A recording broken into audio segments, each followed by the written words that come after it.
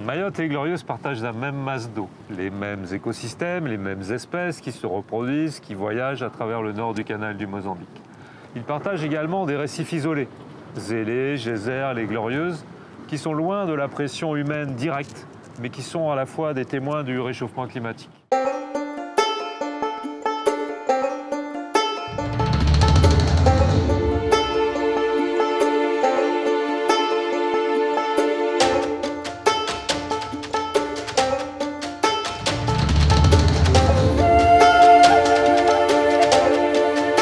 La mission Récifs isolés, c'est une mission qui est née de l'idée de travailler entre deux aires marines protégées voisines, le parc naturel marin de Mayotte et la réserve naturelle nationale des Glorieuses, qui vient tout juste d'être créée puisqu'elle est née le 8 juin 2021.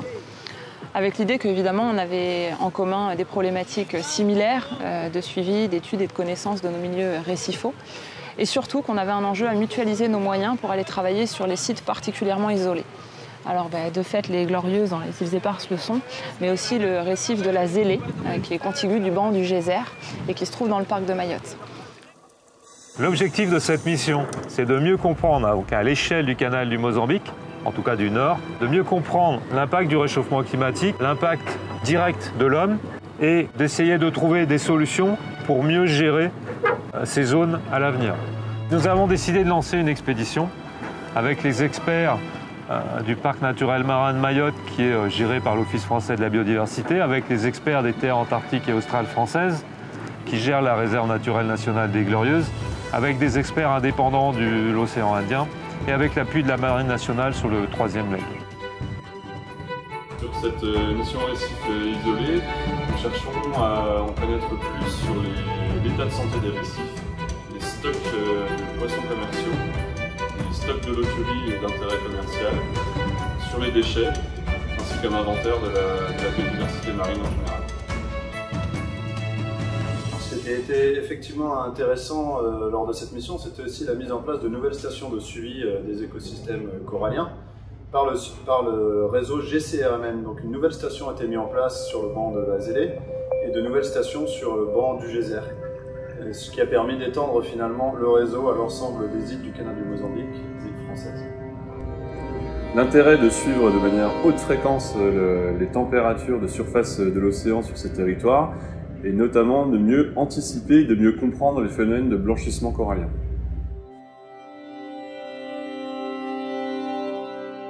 Pour le suivi des peuplements de loturie, plusieurs types de protocoles ont été mis en place. Nous avons des suivis de type platier, puis un deuxième protocole que l'on appelle le mantato, où les deux plongeurs sont mis à l'eau avec cette planche et sont tractés sur un bateau sur 6 fois 300 mètres afin de comptabiliser l'ensemble des holoturies présentes sur les fonds de 10 à 20 mètres. Cette idée de travailler en commun entre gestionnaires d'espaces protégés, d'harmoniser nos méthodes de travail, elle n'est pas nouvelle. Puisque avant la réserve de l'archipel des Glorieuses, il y a eu 10 ans de parc naturel marin des Glorieuses. Et déjà dans ce cadre-là, entre les équipes du parc et les équipes du TAF, il y avait eu des travaux pour développer ensemble et avec l'appui de la communauté scientifique des protocoles qui soient communs, qui puissent être comparés d'une réserve à l'autre et qui puissent aussi permettre de développer des indicateurs de pression, des indicateurs d'état de santé face au changement climatique. Et donc aujourd'hui, on vient rééprouver dans un nouveau contexte où on travaille avec ces deux équipes ces protocoles qui ont été développés il y a maintenant 5 ans et qu'on remet en œuvre. Donc là, ça fait 3 ans depuis le dernier suivi qu'on a effectué, qu'on revient travailler sur ces territoires avec cette fois-ci voilà, 2 équipes nouvelles, celle de la réserve, celle du parc, et qui continuent, qui poursuivent cette tradition de travailler ensemble et de mutualiser les moyens sur les 2 territoires. Cette mission s'est globalement très bien déroulée. Et comme chaque mission terrain, on a dû s'adapter évidemment avec la météo qui ne veut pas toujours notre faveur. La mauvaise météo a rendu certaines plongées compliquées et aussi le déploiement des caméras Stabiro qui servent à compter les poissons où les vagues et le vent n'ont pas facilité leur déploiement. Il faut savoir que lors de cette mission, plusieurs nouvelles espèces ont été recensées sur nos territoires.